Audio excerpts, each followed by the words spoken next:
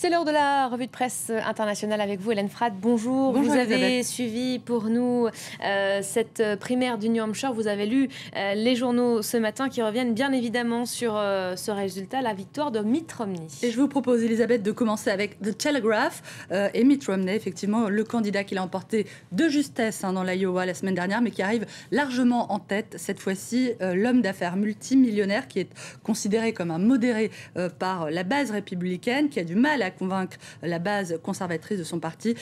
Eh bien, cette fois-ci, ça aurait été plutôt un atout dans le New Hampshire qui vient de lui offrir une deuxième victoire consécutive. C'est une première depuis 1976. Du coup, The Telegraph se demande, eh bien, qu'est-ce qui peut désormais parvenir à arrêter Mitt Romney dans son élan ? Pas grand-chose, à vrai dire, d'après le journal.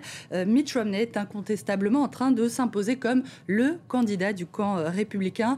The Telegraph qui ajoute que depuis sa première candidature, c'était en 2008, Mitt Romney a pris confiance en lui et que s'il est loin d'être le candidat parfait, il pourrait avoir sa chance en novembre prochain devant un Barack Obama très affaibli.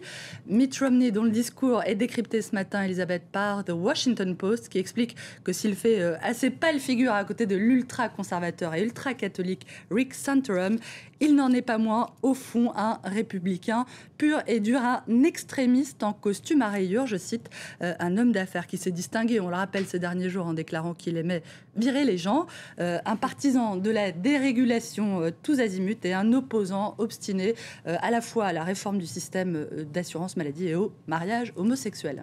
L'enjeu, c'était évidemment cette première place, mais pas seulement. On s'est aussi beaucoup battu pour la deuxième marche du podium. C'est Ron Paul qui arrive en seconde place, le candidat libertarien qui continue de se maintenir en début de campagne. Le candidat anti-guerre, anti-État et pour ainsi dire anti à peu près tout, qui a toutefois peu de chance de l'emporter face à Barack Obama. C'est ce qu'écrit en tout cas The National Journal de Washington, en expliquant que l'objectif de Ron Paul, c'est finalement davantage la révolution que la Maison-Blanche, que le candidat cherche avant tout à faire entendre ses idées, plus qu'à parvenir au pouvoir. Ron Paul qui vient de critiquer dans son discours aussi bien la politique étrangère actuelle que la réforme monétaire américaine. Et à chaque consultation, on a envie de dire sa surprise. Hélène, la semaine dernière, c'était l'ultra-conservateur Rick Santorum qui arrivait en seconde place dans l'Iowa.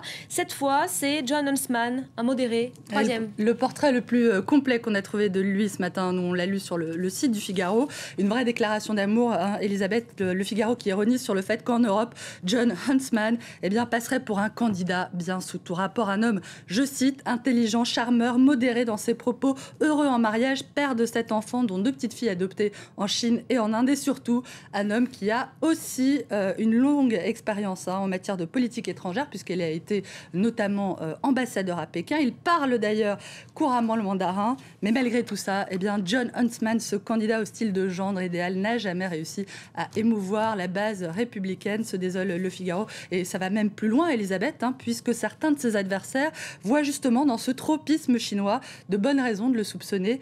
Jon Huntsman est-il un agent de la Chine ? C'est la question, figurez-vous, qui est posée par une pub anti-Huntsman, selon le site The Atlantic Wire, une pub qui aurait été réalisée par des supporters de Ron Paul. Cette primaire du New Hampshire qui est aussi l'occasion pour les candidats de se faire connaître, bien évidemment, mais pas seulement. Ça sert aussi à lever des fonds. C'est le nerf de la guerre, l'argent, et le site du Figaro, de nouveau, nous livre à ce sujet plusieurs infos assez intéressantes, notamment sur les disparités entre les candidats.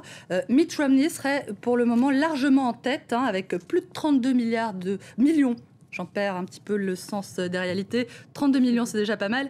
Loin derrière, on a Rick Perry, 17 millions de dollars. Bon dernier, Rick Santorum aurait engrangé, lui, autour d'1 million de dollars. Mais tout ce beau monde a encore beaucoup de retard à rattraper pour parvenir au niveau de Barack Obama, 86 millions de dollars. Barack Obama qui a emporté d'ailleurs la primaire du démocrate du New Hampshire. Et c'était hier aussi.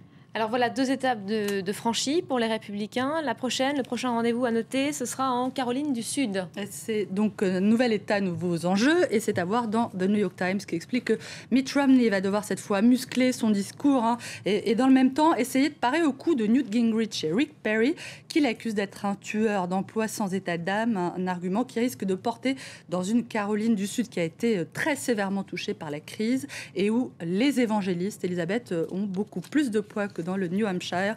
Bref, Mitt Romney va devoir mener une campagne beaucoup plus agressive s'il veut être en mesure de l'emporter pour la 3e fois consécutive.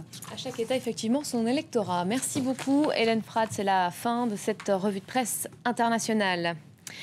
Et avant de nous quitter, je vous communique cette information qui nous est parvenue dans le courant de cette demi-heure d'information. Un attentat à la bombe survenu en Iran. Un professeur d'université iranien a été tué par l'explosion d'une bombe qui avait été placée sur son véhicule. Cela s'est passé dans le nord de Téhéran. 2 autres passagers ont été blessés par la déflagration. Cet incident qui rappelle d'autres attaques similaires commises dans la capitale iranienne il y a plus d'1 an. Elle visait des scientifiques spécialisés dans le nucléaire. On revient bien sûr sur cette information dans quelques instants dans un nouveau journal présenté par Hélène Drouet. À tout de suite.